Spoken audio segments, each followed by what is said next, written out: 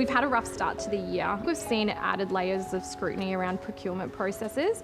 We've also seen some movement with more so the mining contractor market, where some of those projects may not be going ahead or have wrapped up early or have not been continued. Mallet Mining provides parts to coal mines for the massive trucks that scatter the landscape around Moranbah in central Queensland. Are they paying rent on both bottles straight up? Yep, and is that $150 including GST? Director Stacey Mallet is worried, as some mining companies have started cutting hundreds of local jobs. Thinking about a community like Moranbah and dozens of other towns like us that really rely on the mining industry for that social support, for the business support, and really bringing and attracting people to the area. It definitely creates some uncertainty. How much stock have we got on the ground at the moment? Overall, the industry's doing it very tough. I don't think there'd be many producers, if any, that are making cash in the current environment. South of Moranbah, Qmetco employs 700 people to dig up metallurgical coal for export to steelmakers. Managing Director Andrew Boyd says while prices are historically not too bad, an increase in costs is putting pressure on the company. The things that are really hurting us are cost escalation. So our costs over the last 4 years have gone up by about 50%. We've had significant increase in coal royalties to the state government as well. So those two kind of cost impacts are making most producers marginal at the moment.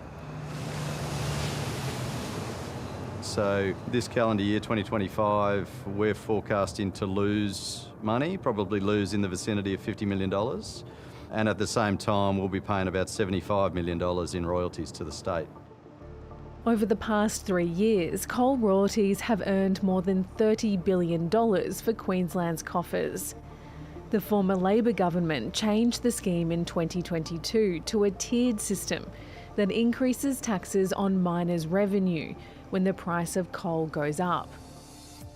That ranges from 7% of earnings at $100 per tonne to 40% of earnings on the amount earned above $300 per tonne.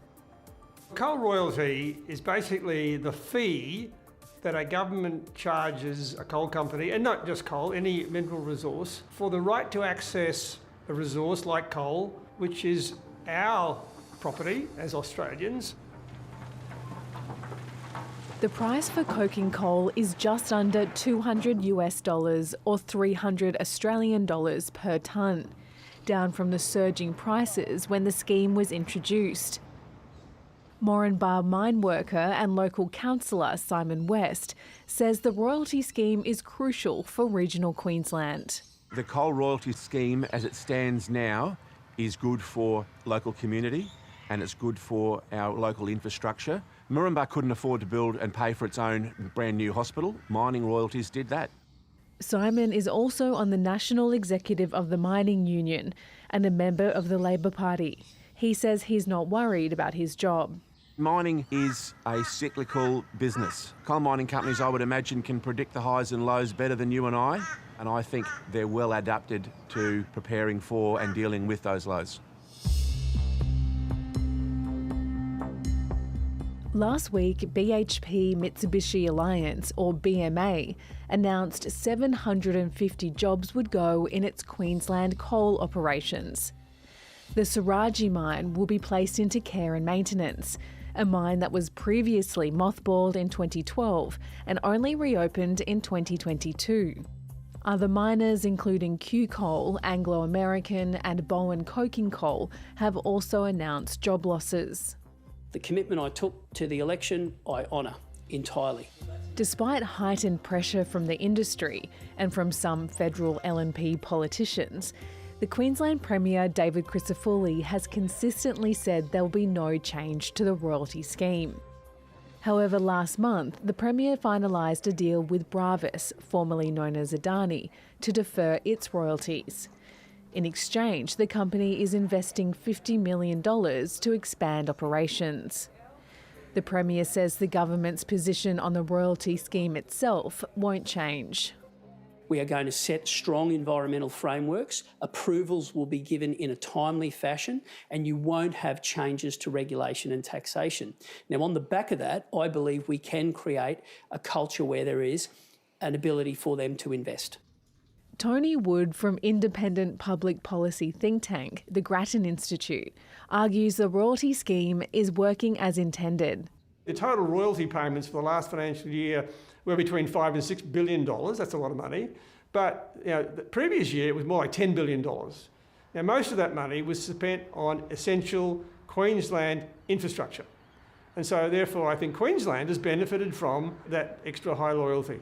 You could debate whether or not that was fair or not, but I think as a principle, I can't see much to criticise. The industry has made it clear it won't stop lobbying the government for change. We'd like to sit down and work with government on a way forward. We're open to collaborating with government on what can deliver a more balanced royalty return for the state, but also ensure that companies have money left over so that they can continue to invest here. Companies are all often threatening that if you do this, whatever it might be to us, then we're going to leave town, right? Now, eventually, if things get really bad, they might. But equally, the government's got to often stare these companies down because often there's a whole range of things that are affecting their profitability. And if they can lean on a government to give them a tax holiday, to give them relief on something, then of course they will. And that's not unique to coal companies.